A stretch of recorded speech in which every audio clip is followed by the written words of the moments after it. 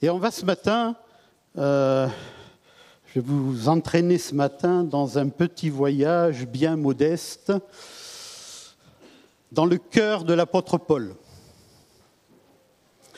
L'apôtre Paul, c'est un personnage qui m'a toujours fasciné depuis que je connais le Seigneur. J'ai beaucoup lu sur Paul, sur ses voyages missionnaires, sur sa personnalité.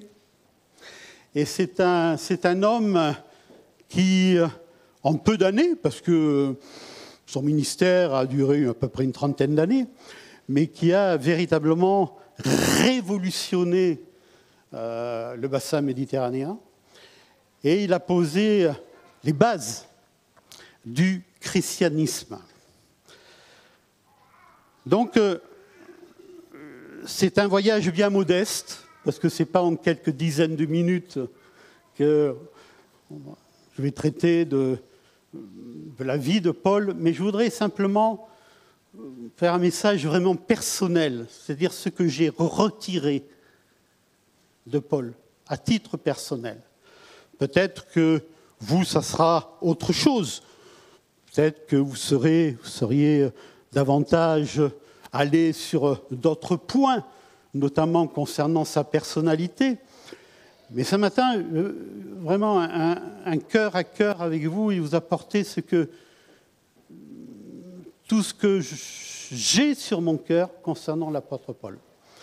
Alors, on va faire une lecture qui se trouve dans le livre des Actes, au chapitre 22. Et avant de faire cette lecture, je voudrais donner quelques éléments de contexte. Paul vient de terminer son 3e voyage missionnaire. Il en a fait 4. Et lié par l'Esprit, poussé par l'Esprit, il sait qu'il doit aller à Jérusalem. Mais tous ses amis autour de lui disent « Surtout ne va pas à Jérusalem ». Parce qu'à Jérusalem, les Juifs t'attendent pour te tuer. Et il le sait. Il y a même des prophéties qui ont été émises en disant que ces choses-là allaient arriver. Mais Paul est lié, poussé par l'Esprit, et il se rend à Jérusalem. Arrivé sur place, il est injustement accusé de plusieurs choses. Bon, toujours les mêmes choses, c'est-à-dire qu'il est contre la loi, il est contre Moïse, etc. Et il est accusé d'un acte tout particulier, c'est d'avoir fait venir dans le temple un grec qui s'appelle Trophime, un ami grec. Et les Grecs ne rentrent pas dans le temple des Juifs à Jérusalem. C'est interdit. Injustement parce qu'il ne l'a pas fait. Il ne l'a pas fait. Mais vous savez, quand on en veut à quelqu'un, on est capable de raconter n'importe quoi. Donc il y a une sédition, il y a du tumulte dans la ville. Paul est traîné hors du temple et il est présenté devant un tribun romain. Un tribun, c'est un chef militaire de 1000 hommes. Et là, le tribun, en voyant parler Paul, vous savez, les Romains, les histoires des Juifs, ils ne connaissent pas trop. Mais ils voient que Paul, c'est quand même pas un bandit des grands chemins. Et ils se doutent bien que c'est une histoire encore entre les Juifs, que les Romains ne saisissent pas trop. Et Paul demande à prendre la parole en langue hébraïque. Et dès qu'il commence à parler en langue hébraïque, tout le monde se tait. Tout le monde se tait parce que c'est un hébreu, et on est attentif à ce qu'il va dire. Et c'est là où, voilà donc les éléments de contexte. Paul parle donc à la foule. Hommes, frères et Père, écoutez ce que j'ai maintenant à vous dire pour ma défense. Lorsqu'ils entendirent qu'il leur parlait en langue hébraïque, ils redoublèrent de silence. Et Paul dit, « Je suis juif, né à Tars, en Cilicie, mais j'ai été élevé dans cette ville-ci et instruit au pied de Gamaliel, un chef religieux très réputé, dans la connaissance exacte de la loi de nos pères, étant plein de zèle pour Dieu, comme vous l'êtes tous aujourd'hui. J'ai persécuté à mort cette doctrine, la doctrine de Jésus-Christ, liant et mettant en prison hommes et femmes. Le souverain sacrificateur et tout le collège des anciens m'en sont témoins. En effet, ça ne remonte pas à 40 ou 50 ans, ça remonte à quelques années. J'ai même reçu d'eux des lettres pour les frères de Damas, en Syrie donc, où je me rendis afin d'amener liés à Jérusalem ceux qui se trouvaient là et de les faire punir. Comme j'étais en chemin et que j'approchais de Damas, tout à coup, vers midi, une grande lumière venant du ciel resplendit autour de moi. Je tombai par terre et j'entendis une voix qui me disait « Saul, Saul, pourquoi me persécutes-tu » Je répondis « Qui es-tu, Seigneur » Et il me dit « Je suis Jésus de Nazareth que tu persécutes. » Ceux qui étaient avec moi virent bien la lumière, mais ils n'entendirent pas la voix de celui qui parlait. Alors je dis « Que ferai-je, Seigneur » Le Seigneur me dit « Lève-toi, va à Damas, et là on te dira tout ce que tu dois faire. » Comme je ne voyais rien à cause de l'éclat de cette lumière, ceux qui étaient avec moi me prirent par la main et j'arrivai à Damas.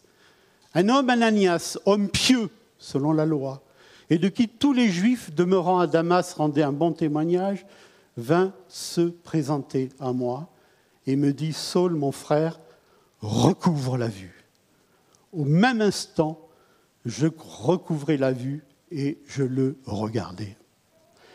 Il dit « Le Dieu de nos pères t'a destiné à connaître sa volonté, à voir le juste et à entendre les paroles de sa bouche, car tu lui serviras de témoin auprès de tous les hommes des choses que tu as vues et entendues. Et maintenant, que tardes-tu ? Lève-toi, sois baptisé et lavé de tes péchés en invoquant le nom du Seigneur. Amen. » Quel beau texte. En 3 fois, le récit de la conversion de Paul est présenté dans la parole de Dieu. En acte 9, c'est Luc qui donc en fait la description. En acte 22, c'est ce qu'on vient de lire. Et en acte 26. Et en acte 22 et en acte 26, c'est Paul qui parle de son récit de la conversion. C'est la première étape d'un long parcours qui va le conduire à Rome. En effet, Paul a prononcé la célèbre parole « Quia serem appello », j'en appelle à César. Parce que Paul était citoyen romain. Son père était romain, il était romain, et il pouvait refuser d'être jugé par des tribunaux locaux juifs. Tout citoyen romain pouvait dire « je refuse d'être jugé par les gens du coin, j'en appelle à César ». Et sous escorte militaire, celui qui en appelait à César allait à Rome. Donc c'est la première étape. Ensuite, il va se défendre devant 2 gouverneurs, Félix et Festus, et ensuite devant le roi Agrippa II. Et après, il va aller à Rome. Et on sait très bien ce qui va se passer à Rome. Il y aura un procès, un premier procès, un second procès. Et lors du second procès, eh bien, il sera exécuté sur ordre de Néron, l'empereur romain Néron. Que met-il en avant dans sa défense? C'est ce qu'on vient de lire. Ce que je trouve remarquable, c'est qu'il ne met pas en avant des discours théologiques. Il pourrait. Vous savez, au niveau théologique, Paul, personne ne lui arrivait à la cheville. Il ne met pas en avant ses hauts faits. Miracles, guérisons, etc. Il met en avant sa conversion. Amen. Il met en avant sa conversion. Pour lui, c'est toute sa vie. C'est ce qui détermine tout. C'est l'essentiel de ce qui le caractérise, sa conversion. Et c'est une conversion qui est exceptionnelle. À destin exceptionnel, conversion exceptionnelle, bien entendu. Mais toute proportion gardée, mes frères et sœurs, mes amis, toute conversion est un miracle de Dieu. C'est Calvin qui disait ça. Toute conversion est un miracle de Dieu. Alors bien sûr, cela va pas peut-être prendre la forme qu'a prise cette forme exceptionnelle de Paul. Et peut-être que là, parmi vous, certains me diront « Oh, moi, ma conversion, c'est une petite conversion. C'est pas grand-chose. Bon, je crois au Seigneur Jésus, j'ai eu une expérience, c'est une petite expérience de rien du tout, et voilà, ça n'a rien à voir avec l'expérience de Paul. » Mes frères et sœurs, toute expérience de conversion est un miracle de Dieu, parce qu'il y a une intervention divine. Et la définition d'un miracle, c'est une intervention divine. C'est l'irruption du sacré dans notre humanité. Sa conversion, c'est l'exemple de ce qu'est une conversion. Ce sont les ingrédients. Comme il peut exister des ingrédients quand on veut faire un bon plat, eh bien il y a des ingrédients dans une conversion. Et ces ingrédients, pour votre conversion, pour la mienne, pour celle peut-être que vous vivrez, parce que certains d'entre nous peut-être n'ont pas encore vécu cette conversion, vous avez ces 3 points. Une intervention divine, lumineuse, une prise de conscience de notre réelle dimension, tombée à terre, et un dialogue qui s'engage avec Jésus, le Fils de Dieu. Je suis Jésus. Je suis Jésus que tu persécutes. Peut-être que le Seigneur nous dira autre chose. Il ne dira pas, mais il nous dira autre chose, on en parlera tout à l'heure. La lumière venue du ciel.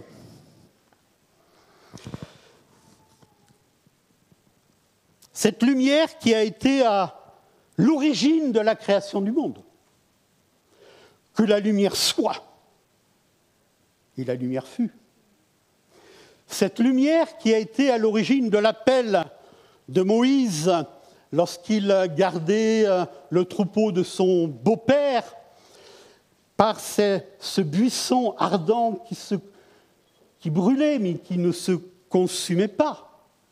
Et là, Moïse a reçu l'appel pour prendre la direction du peuple et sortir le peuple du pays d'Égypte. C'est la lumière également, toujours de ce même Moïse, lorsqu'il est sur la montagne de Sinaï et qu'il reçoit les tables de la loi.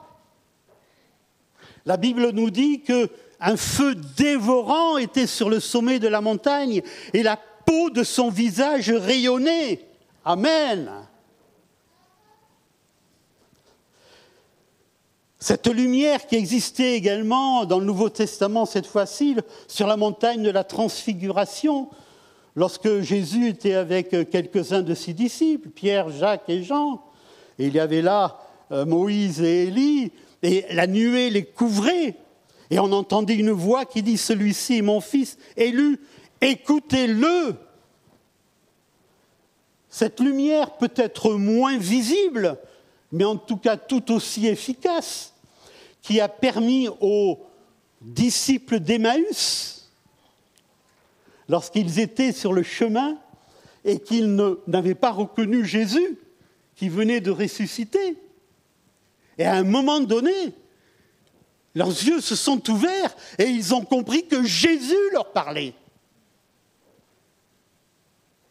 Cette lumière qui illumine nos cœurs, cette lumière enfin qui est la personne de Jésus.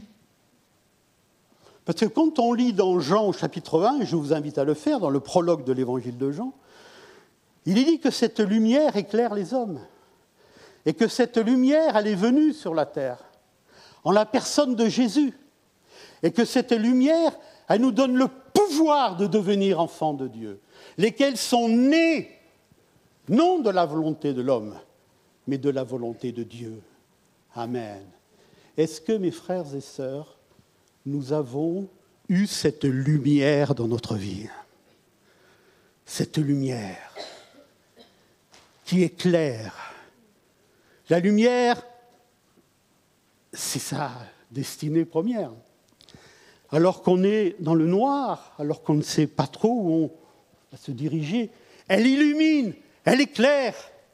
Et cette lumière, ce n'est pas simplement le jour de la conversion. Cette lumière, c'est toute notre vie.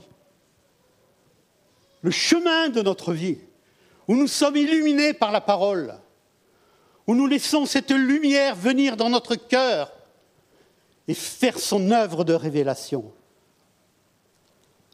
La lumière venue du ciel, tombée à terre,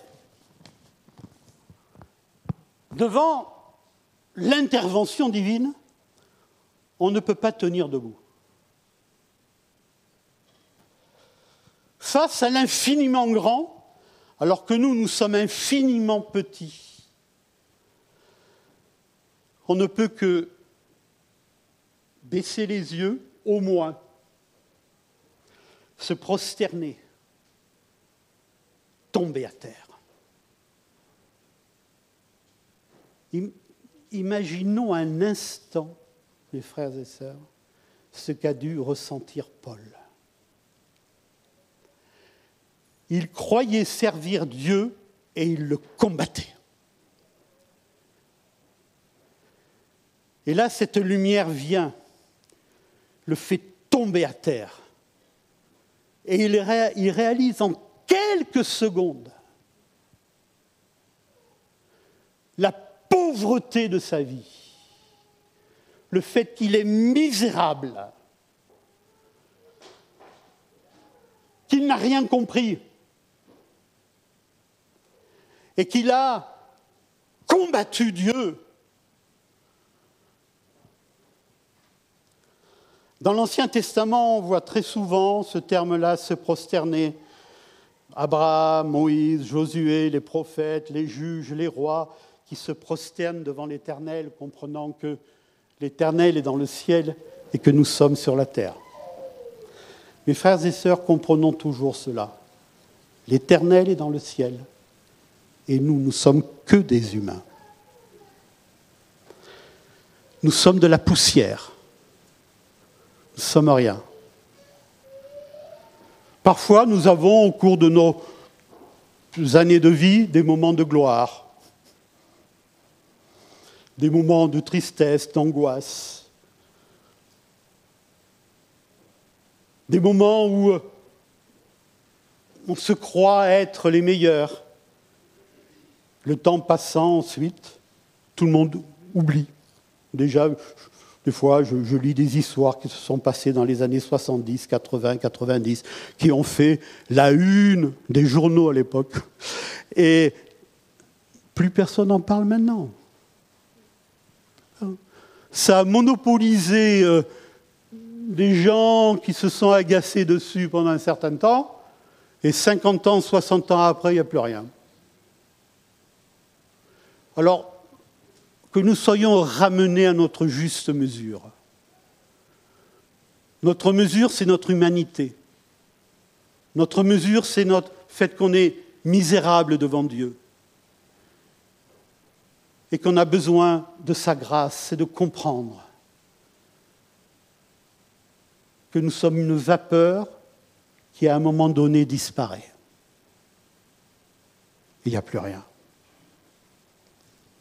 Sur la terre, en tout cas. Dans le Nouveau Testament, on voit également beaucoup de personnes qui tombent sur leur face. Le lépreux, si tu veux, tu peux me rendre pur. Et il tombe sur sa face devant Jésus-Christ. Et il y a beaucoup d'exemples comme cela. On voit également les femmes, juste après la mort de Jésus-Christ, qui vont au tombeau et qui baissent le visage contre terre quand les anges sont là. Ils disent que, mais pourquoi vous cherchez parmi les morts celui qui est vivant? Et là, elles baissèrent le visage contre terre. Et on voit également Jésus, mes frères et sœurs, dans le jardin de Gethsémanée, juste avant de mourir, pris par l'angoisse, la tristesse, et qui, avec ses disciples qui n'ont même pas pu rester quelques minutes pour prier avec lui, parce qu'ils étaient fatigués. Et il tombe face contre terre. Jésus, devant Dieu, devant son Dieu, et qui là lutte, parce qu'il sait qu'il va mourir. Seigneur, si tu pouvais éloigner de moi cette coupe, mais que ta volonté soit faite dans ma vie. Amen. Et là, il tombe face contre terre. Mes frères et sœurs, est-ce que vous n'avez pas, à certains moments dans votre vie, même dans la journée, envie de vous mettre à genoux? De vous mettre à genoux devant notre Dieu, face contre terre, et reconnaître ainsi votre état de pécheur.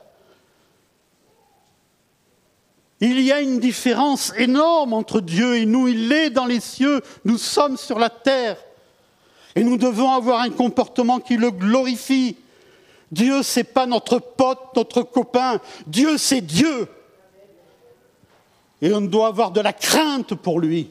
Une crainte respectueuse dans notre vie de tous les jours. Et une crainte respectueuse dans l'Église également.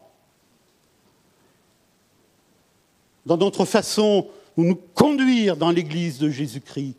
Parce qu'il est Dieu. La troisième étape, la voix. La voix... Ceux qui étaient autour de Paul n'ont pas entendu la voix, ils ont vu la lumière. Parce qu'en fait, quand Dieu parle, il s'adresse à chacun d'entre nous. Voilà. Et parfois, on peut dire, mais Seigneur, lui, elle, là, qu'est-ce que tu as à lui dire? Là, on fait des comparaisons, ceci, cela. Non. Toi, qu'est-ce que tu as à savoir de ce que le Seigneur veut te dire?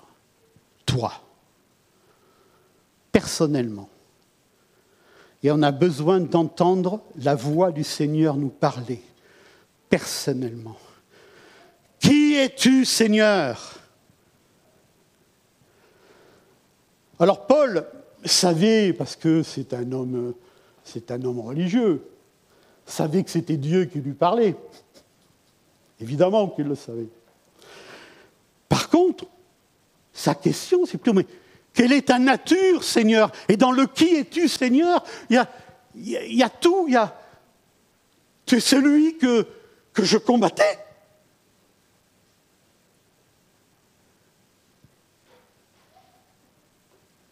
Je suis Jésus que tu persécutes. Waouh! Alors peut-être, et c'est ce que je disais tout à l'heure, le Seigneur ne va pas nous dire à chacun d'entre nous, je suis Jésus que tu persécutes. Mais peut-être qu'il peut dire à chacun d'entre nous, je suis Jésus que tu ignores. Je suis Jésus que tu mets de côté. Je suis Jésus que tu méprises.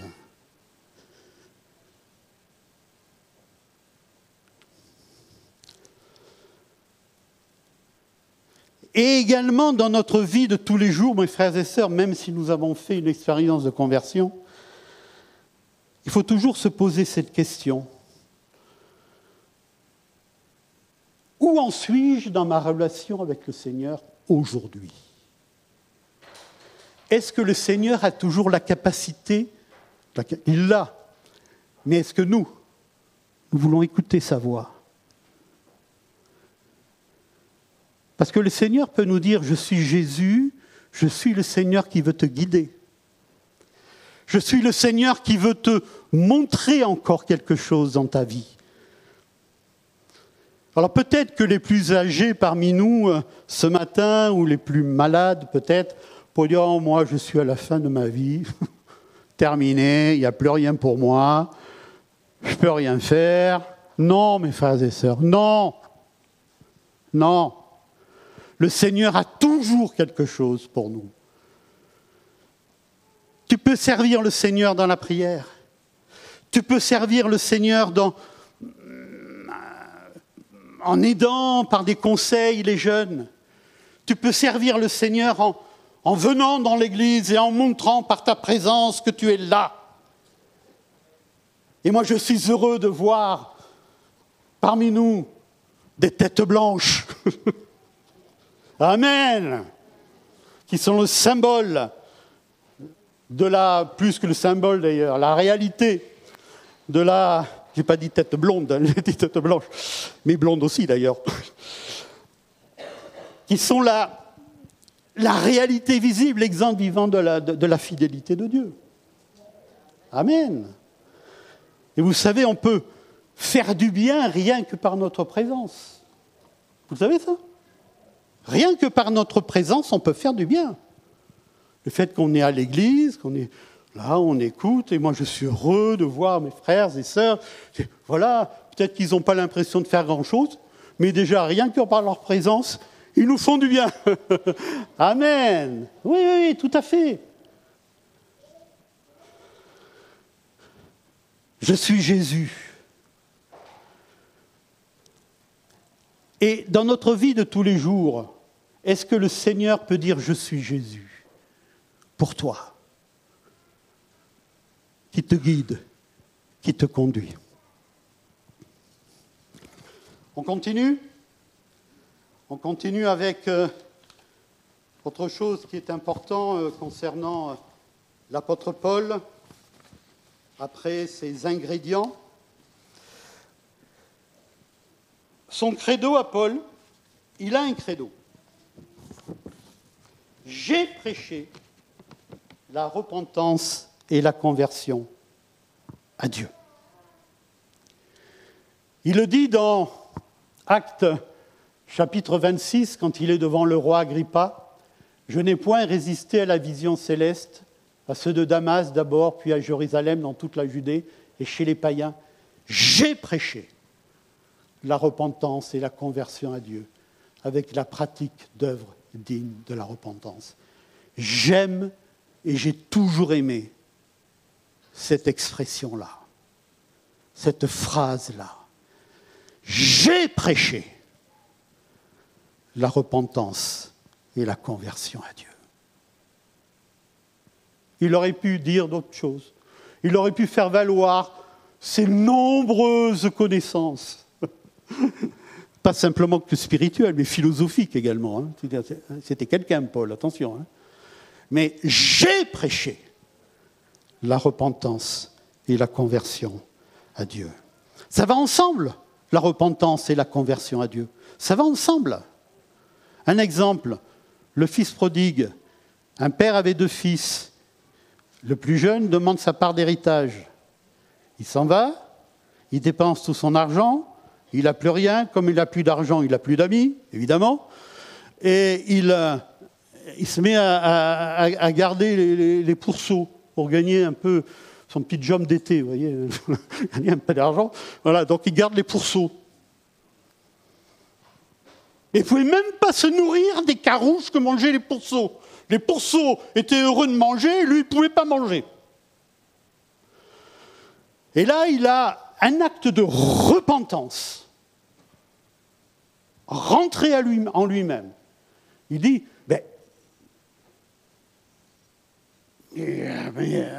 les serviteurs de mon père, ils ont de quoi manger, eux. Et puis quand même, ce que j'ai fait à mon père, etc., il rentre en lui-même. Et il a cette réflexion en lui, j'ai péché contre le ciel et contre mon père. C'est important d'avoir cette repentance-là. Mais il va plus loin. Il continue, il se lève et il va voir son père. La repentance, c'est plutôt intérieur, rentrer en lui-même. La conversion, c'est une décision de changer, d'aller, on se met en route. Il n'a pas simplement prêché que la repentance, il a prêché la repentance et la conversion. Et dans notre vie personnelle, mes frères et sœurs, pas simplement se contenter de rentrer en soi-même. Il faut aller plus loin. Il faut se mettre à l'œuvre. Et dans cette église, mes frères et sœurs, nous essayons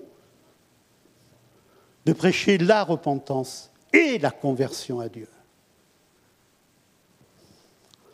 Après la conversion,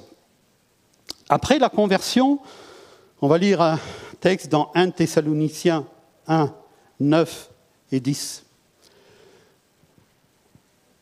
On raconte à notre sujet, quel accès nous avons eu auprès de vous et comment vous vous êtes convertis à Dieu en abandonnant les idoles pour servir le Dieu vivant et vrai et pour attendre des cieux son Fils qu'il a ressuscité des morts, Jésus qui nous délivre de la colère à venir.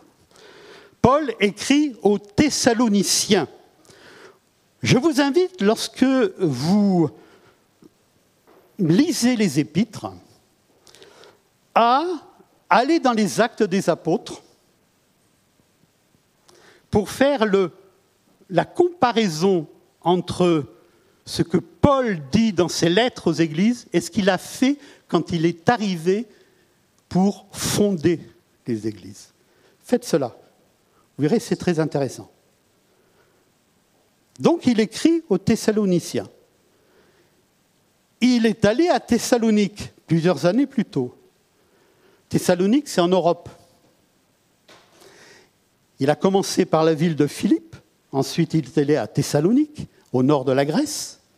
Thessalonique est au pied du mont Olympe. Ça vous dit quelque chose, le mot Olympe? C'est là où, paraît-il, Zeus a sa maison.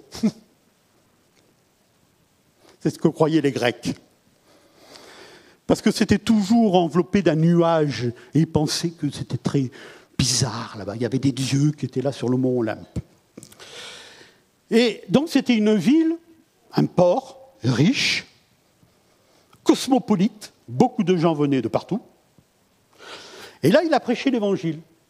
Et vous savez que chaque fois que Paul va dans une ville, vous savez ce qu'il faisait? Il allait d'abord, la plupart du temps, sauf une fois où c'était avec Lydie à Philippe, il allait dans la synagogue. Et il avait le droit de parler dans la synagogue. Vous savez pourquoi? Parce qu'il était rabbin. Donc il avait beaucoup de cordes à son arc, Paul. Hein. Il était rabbin, donc craint par les Juifs, dans un premier temps en tout cas, et il était romain. C'est-à-dire, lorsqu'il avait des problèmes, il disait « je suis romain ». Et là, tout le monde disait « oula, j'ai la citoyenneté romaine ». Bon, c'est pas allé jusqu'au bout parce qu'on sait comment il a terminé. Hein. Mais en tout cas, voilà, ça lui permettait, ça lui ouvrait des portes, en tout cas. Et là, il a prêché 3 sabbats dans la ville de Thessalonique. 3. Et il a démontré, par les Écritures, que Jésus était le Christ. Des gens se sont convertis. Quelques Juifs, nous est-il dit dans Actes. Beaucoup de craignants Dieu. Vous savez ce que c'est les craignants Dieu? Ce sont des Grecs monothéistes. Croyez qu'en un seul Dieu. Et également des païens, des Grecs païens, c'est-à-dire des gens qui ne connaissaient rien de la religion, voilà, mais qui se sont convertis. Et il nous est dit également qu'il y a des femmes de qualité qui se sont converties. Un grand nombre de femmes de qualité. Quand on entend 2 qualités dans la parole de Dieu, c'était des femmes aisées, qui avaient de l'argent. Voilà, femmes d'un certain standing. Et donc beaucoup de femmes qui ont été saisies et qui ensuite, certainement, ont assisté Paul par leur bien, afin qu'il puisse continuer son ministère. Et là, bien entendu, les Juifs n'étaient pas contents, il y a eu une sédition dans la ville, on est allé voir celui qui logeait Paul, qui est un certain Jason. Et là, voilà, Jason a été obligé de payer une caution, somme d'argent, pour qu'on laisse tranquille Paul. Et Paul est parti de nuit pour la ville de Bérée. Voilà un peu le contexte. Et là, il écrit, quelques mois plus tard, depuis la ville de Corinthe, et il fait transmettre par Timothée une lettre aux Thessaloniciens, et on va voir ce qu'il a indiqué concernant cette conversion, ce qu'est la conversion, ce qui arrive après la conversion. On raconte à notre sujet comment vous vous êtes convertis à Dieu. Ce n'est pas inutile de préciser à Dieu. Parce que dans une ville pleine d'idoles, convertis à Dieu. Mes frères et sœurs, nous nous sommes convertis à Dieu. Amen. Pas à une religion, pas à un système, mais à Dieu. Il y a une relation avec lui. En abandonnant les idoles, une décision radicale. Vous savez, il y a une différence entre perdre et abandonner. Moi, des fois, je perds mes clés. De plus en plus, d'ailleurs. Alors maintenant, vous savez ce que je fais quand je mets mes clés quelque part? Je prends en photo avec mes yeux l'endroit où j'ai mis mes clés. Je n'ai pas fait exprès, j'ai perdu mes clés. Abandonner, c'est autre chose. Quand on abandonne son chien sur une aire d'autoroute pour passer de bonnes vacances, ça, c'est autre chose. Honte à ces personnes. On abandonne. C'est voulu. Mes frères et sœurs, alors peut-être que vous allez pas être d'accord peut-être avec moi, mais bon, c'est la parole de Dieu qui le dit. Dans la conversion, il y a une forme de radicalité. C'est radical. J'abandonne. Il y a des choses que je faisais que je ne fais plus. Il y a des gens que je voyais que je ne vois plus. Je peux toujours avoir de bonnes relations avec eux, mais peut-être qu'il y a des endroits où je ne vais pas avec eux. Il y a des conceptions que je pouvais avoir que je n'ai plus. Il y a une forme de radicalité dans ma vie. J'abandonne. Abandonner les idoles. Vous allez dire, moi, les idoles, j'ai jamais eu des petits statues, hein, donc j'ai rien à abandonner. Hein. Mais quand il est question d'idole, là, c'est tout ce qui peut prendre la place de Dieu. La définition d'une idole, c'est tout ce qui prend la place de Dieu dans notre vie. Alors, chacun peut avoir son idole ou ses idoles différentes. Hein? Voilà, des occupations, des passions, des personnes qui sont une idole pour moi. Hein? Et pas simplement que des chanteurs, ça, hein? Mais ou des acteurs, mais peut-être des personnes également qui sont proches de moi et qui ont une mauvaise influence sur moi. J'abandonne pour servir le Dieu vivant et vrai. Ça, c'est le sens de la présence sur la terre, mes frères et sœurs. Parce que si nous nous convertissons au Seigneur et si nous recevons Jésus dans notre vie, on pourrait dire, ça y est, c'est terminé. Amen, gloire à Dieu, je peux partir au ciel. Pour servir le Dieu vivant et vrai. Servir le Dieu vivant et vrai. Le servir dans les aptitudes, les dons, les capacités que le Seigneur m'a données, ou que j'ai reçues de façon innée, ou acquise d'ailleurs par l'éducation. Pour le servir dans l'Église, parce que l'Église, c'est le lieu privilégié du service. Vous savez, il y en a des fois, j'entends des frères et sœurs, ou j'entends des choses sur Internet, où servir, c'est très nébuleux, et surtout, on ne sait pas où ça se passe. Et servir le plus loin possible, c'est encore mieux. Servir là où on est. C'est-à-dire dans l'église où le Seigneur m'a placé. Je le sers. Parce que l'église, c'est le lieu privilégié du service. Et pour attendre son Fils, Jésus. Ne perdons jamais de vue, mes frères et sœurs, notre espérance. Notre espérance. Jésus qui revient bientôt. Il faut avoir un équilibre entre le service et l'espérance. Il y en a peut-être qui mettent trop l'accent sur le service et ils oublient l'espérance. Et il y en a d'autres qui peut-être mettent trop l'accent sur l'espérance et qui oublient de servir. Ayons un équilibre entre le service concret, pratique dans l'Église et notre espérance qui nous pousse. Amen. Vous voyez, après la conversion, ce qu'il y a à faire, il y a pas mal de choses quand même. Hein? Abandonner, servir, attendre.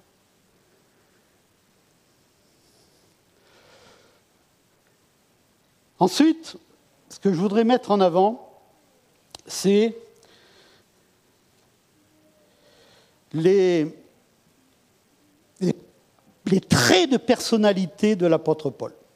Et ça sera un dernier point.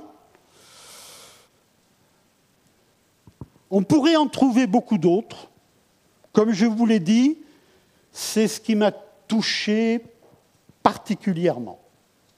Vous, peut-être qu'il y a d'autres aspects de sa personnalité qui vous touchent. Pour moi, il y en a 3. La première, c'est la fidélité constante à son appel.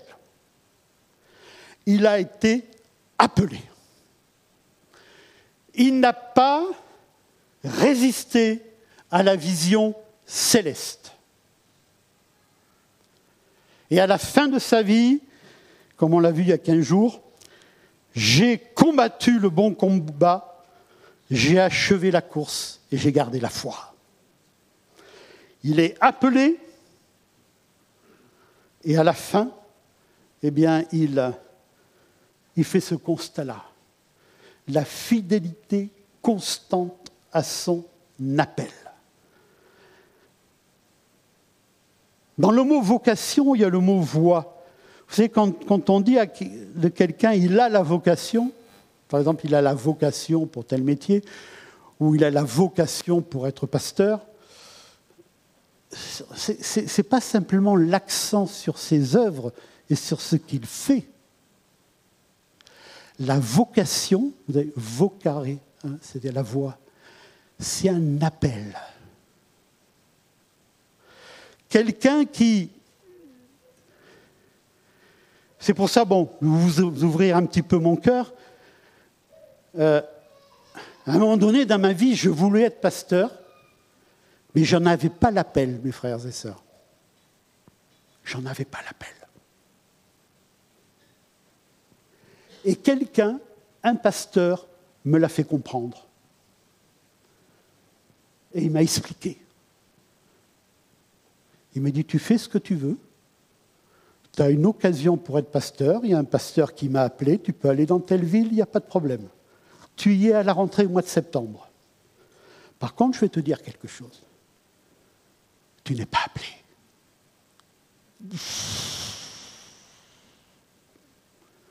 Tu n'es pas appelé. Mais tu fais ce que tu veux. Et il avait raison. Parce que pasteur, c'est pas simplement monter sur une estrade et parler. On comprend. On peut imaginer tout ce qu'il y a derrière. La vocation, c'est l'appel. Un appel.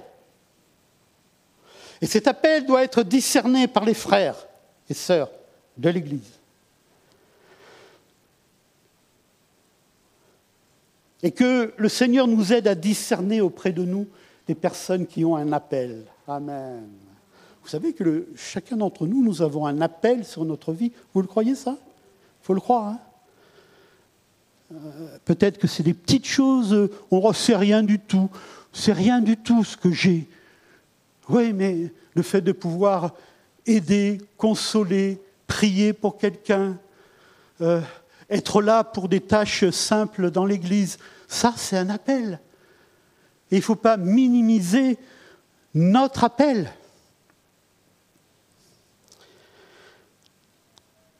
Le deuxième point concernant l'apôtre Paul, pour moi, après la fidélité constante à son appel, c'est la défense de la vérité en toutes circonstances.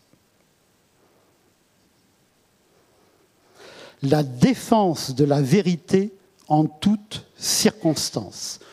Il y a un texte,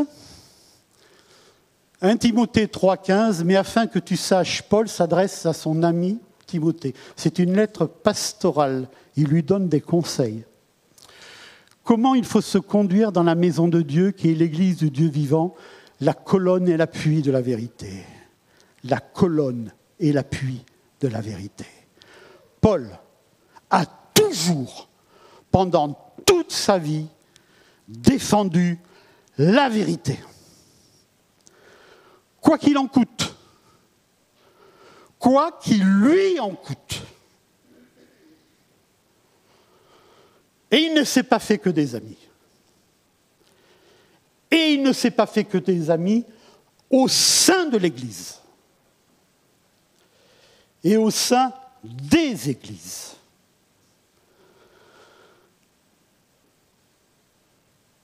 D'abord, la vérité face à des accusations sur sa personne et son ministère. Lisez la deuxième épître de Paul aux Corinthiens. C'est une épître absolument extraordinaire, où Paul ouvre son cœur. Il défend son apostolat. Il défend son autorité.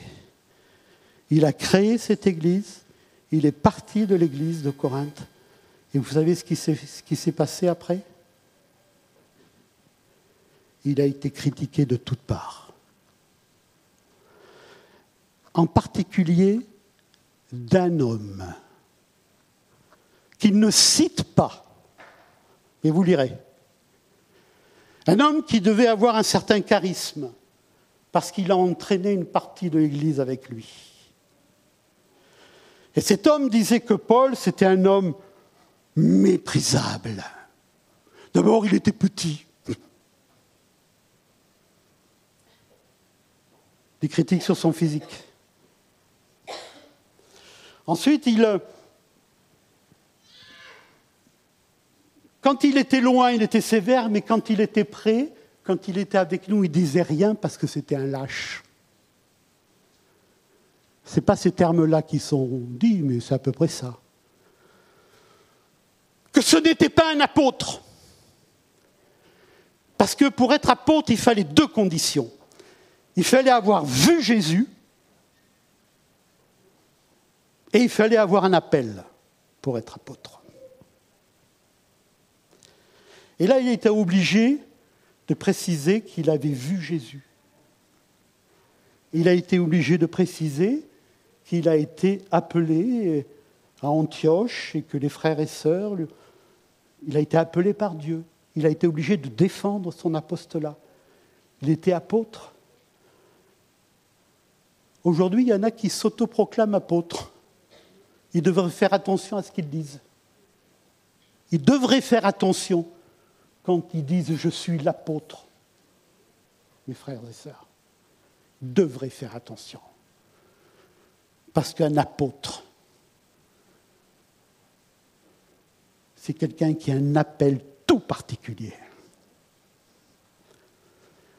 Qui a vu Jésus d'une certaine manière et d'une révélation toute particulière, et qui a un appel.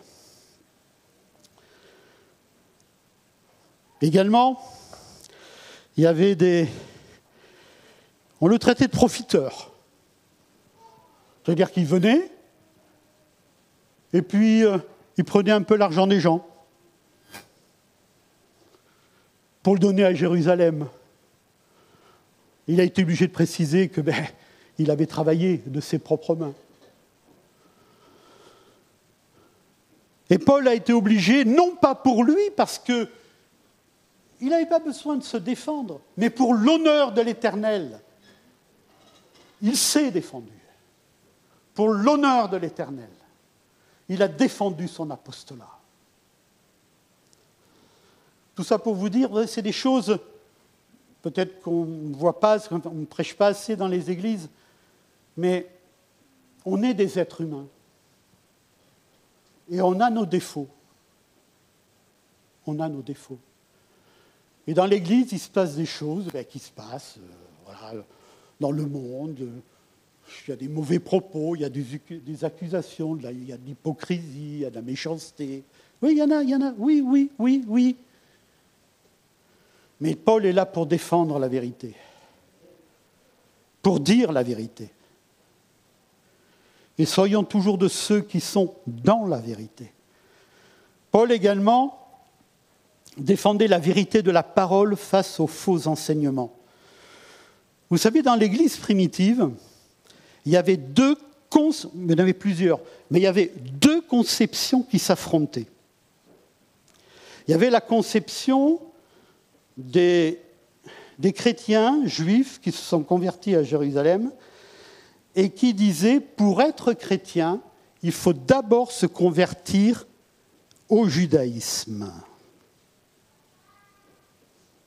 Se faire circoncire, et ensuite on est chrétien. Et il y avait la deuxième conception, qui était la conception de Paul, qui disait, et il développe surtout dans Romains et dans Galates, le fait qu'on est justifié par la foi, par la seule foi, et qu'on n'a pas besoin de revenir à la loi. Mais que les Grecs en particulier pouvaient rentrer dans l'Église de Jésus-Christ et qu'ils n'avaient pas besoin de passer par la religion juive. Et ça a duré, mes frères et sœurs, pendant des années. Il y a eu un concile à Jérusalem qui a essayé de régler le problème, mais ça a été compliqué. Et ça a été difficile de réconcilier ces 2 idées. Il y avait 2 conceptions dans l'Église. Et Paul défendait la conception qu'il avait reçue de la part de Dieu. Et il y avait également des faux enseignements. Vous savez, très souvent dans les épîtres, il est parlé des faux docteurs, de ceux qui s'introduisent dans l'Église et qui profèrent des hérésies, voilà, contraires à la parole de Dieu. Et ça a été une lutte perpétuelle au cours du 1er et du 2e siècle. Il y avait les ennemis de l'extérieur, les Romains, on les connaît ceux-là. Les ennemis de l'extérieur, ils sont assez bien identifiés. Les ennemis de l'intérieur, c'est plus compliqué.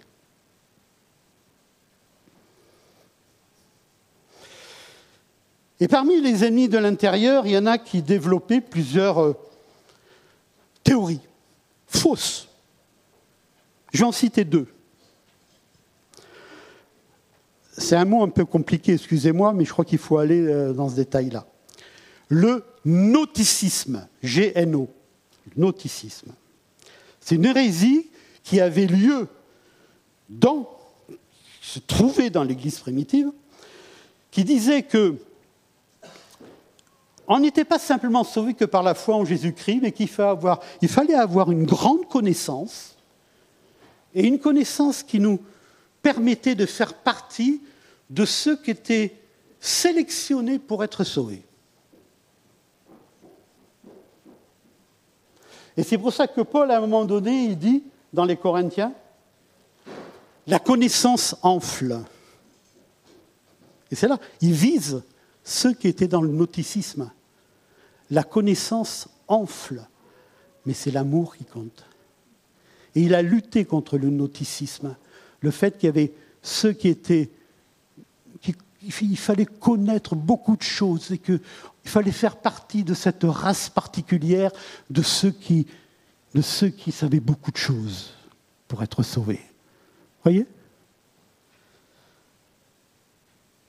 Et la deuxième doctrine qui a fait des ravages, encore plus de ravages que la première, c'est le docétisme. Le docétisme, c'était Jésus, en fait, il n'a pas été incarné. Oui, il a existé, Jésus, c'est sûr, mais c'était un fantôme. C'était ça, hein ? C'était bizarre comme truc, hein ? C'est-à-dire que c'était pas le vrai Jésus, c'était des apparences de Jésus. C'était pas le Fils de Dieu incarné. Et voilà pourquoi Jean, dans son épître, dit « Tout esprit qui vient de Dieu dit que Jésus est venu en chair. » Parce que Jean, qui a vécu très vieux, 90 ans et tout ça, il a très bien connu le docétisme. Puisque ça a apparu vers 90, 80, 90, après Jésus-Christ. Oh, il y en a bien d'autres fausses doctrines. Je reste simplement à ces deux-là. Les fausses doctrines ont traversé l'histoire de l'Église. Il y en a eu tout le temps. Et vous savez qu'il y en a encore aujourd'hui ? Des fausses doctrines ? Et qu'il faut rester véritablement dans la parole de Dieu ? Je vais en citer quelques-unes. La doctrine de la prospérité, vous la connaissez celle-là ? Plus on est riche, plus on donne au Seigneur, plus on est béni. Tu donnes 1 000 €, tu es bien béni. Tu donnes 100 000 €, tu es beaucoup béni.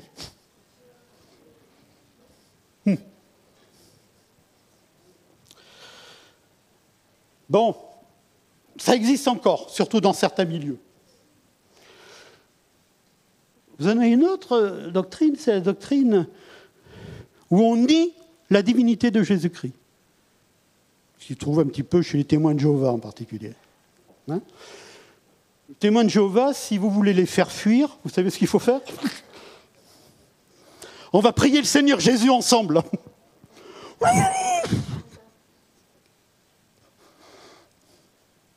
On va prier le Seigneur Jésus ensemble. Alors, ils connaissent Jésus. Jésus est un prophète. Mais Jésus, le Fils de Dieu, il faut prier. Non. Pour ça, d'ailleurs, ils s'appellent les témoins de Jéhovah. Parce qu'ils n'ont affaire qu'à Jéhovah. Bien entendu.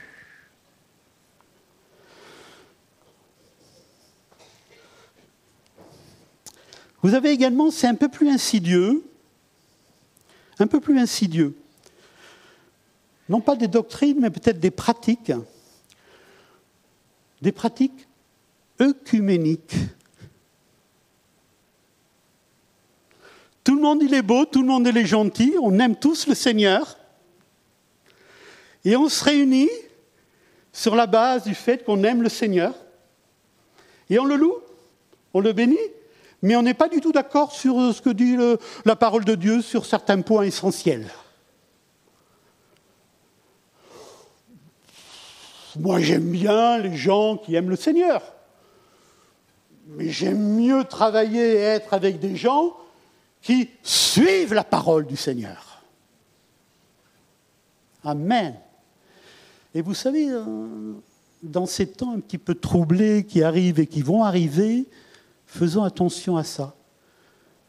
L'unité, mes frères et sœurs, ne se fait jamais au détriment de la parole de Dieu. Jamais. La vraie unité, c'est sur le fondement de la parole. Toujours. Alors on est ouvert à la communion fraternelle, à faire des réunions avec des gens qui... Les évangéliques, les protestants, les catholiques, oui. Concernant l'islam, je suis un peu plus réservé quand même. Hein.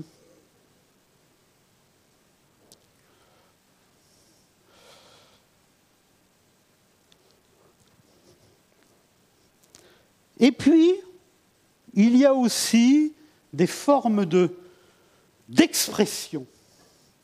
Chacun a sa façon de s'exprimer devant Dieu. Il y a de la joie au milieu de nous. Et cette joie se manifeste dans la louange, dans l'adoration, dans Amen, gloire à Dieu.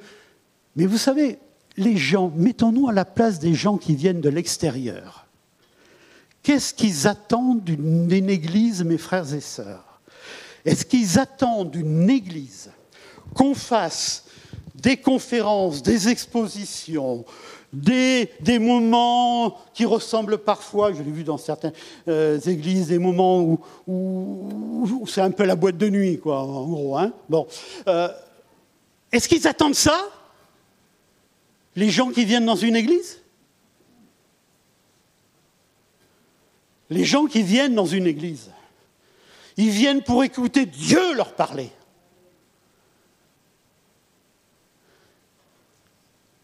Ils viennent pour recevoir la parole de Dieu. Et nous sommes là pour leur parler de la parole de Dieu.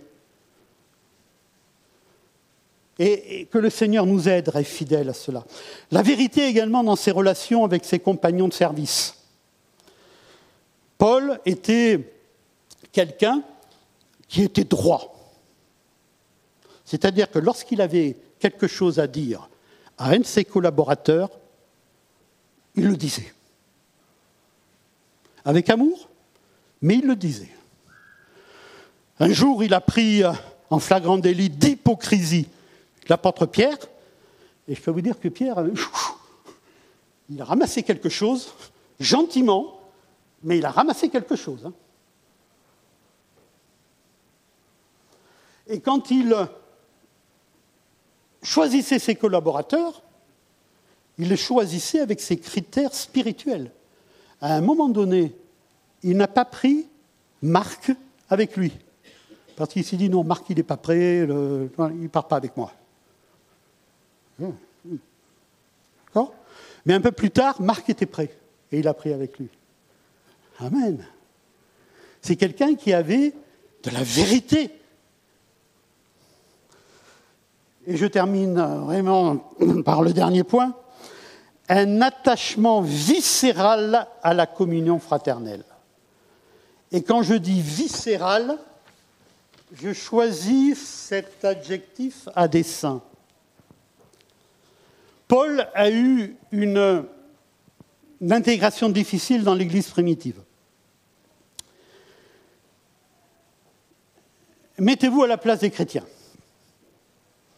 Il persécutait l'Église de Jésus-Christ, et voilà que, paraît-il, il s'est converti, celui-là. Mais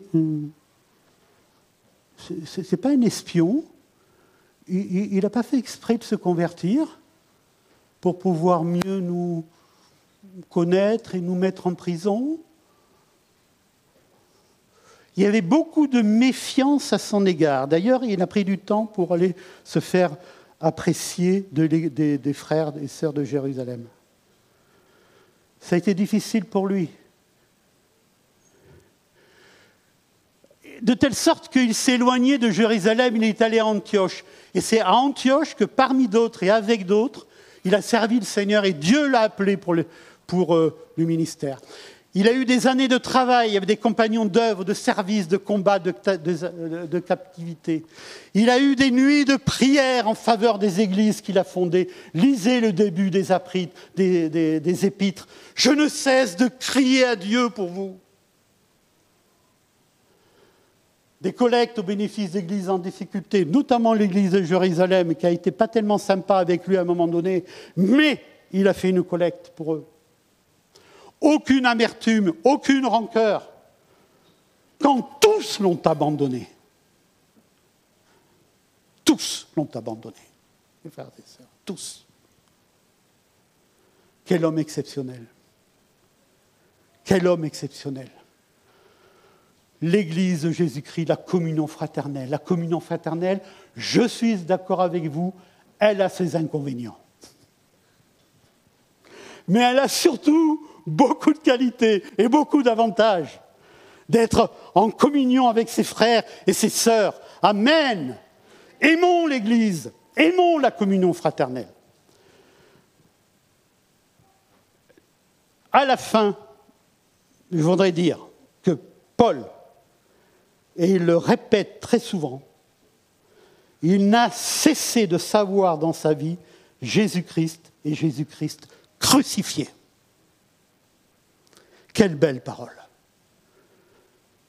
Quelle belle parole. Jésus-Christ et Jésus-Christ crucifié. Comme je vous l'ai dit, il pouvait parler de beaucoup d'autres choses.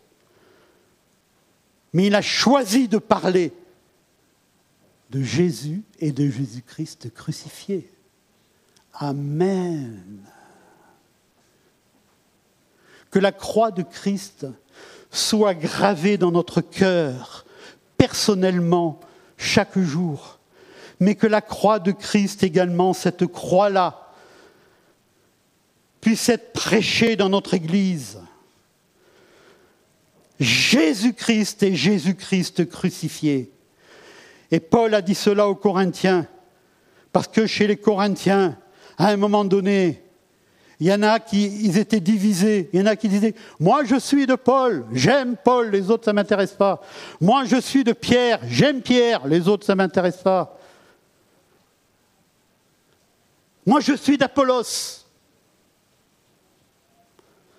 Et en fait, ils vont leur dire « Jésus-Christ et Jésus-Christ crucifié. » Parce que dans une église, quand on ne parle plus de Jésus-Christ et de Jésus-Christ crucifié, c'est là où il y a le plus de risques qu'il y ait des divisions, parce qu'il y a des personnes qui veulent s'élever au-dessus de Jésus-Christ et de Jésus-Christ crucifié. Donc, en parlant de Jésus et de Jésus-Christ crucifié, on est sur un terrain solide qui évite le plus possible de division. Amen. J'ai fini, j'arrête. Oui, j'arrête, c'est sûr. Et on va avoir un temps où on va prendre la Sainte Seine ensemble.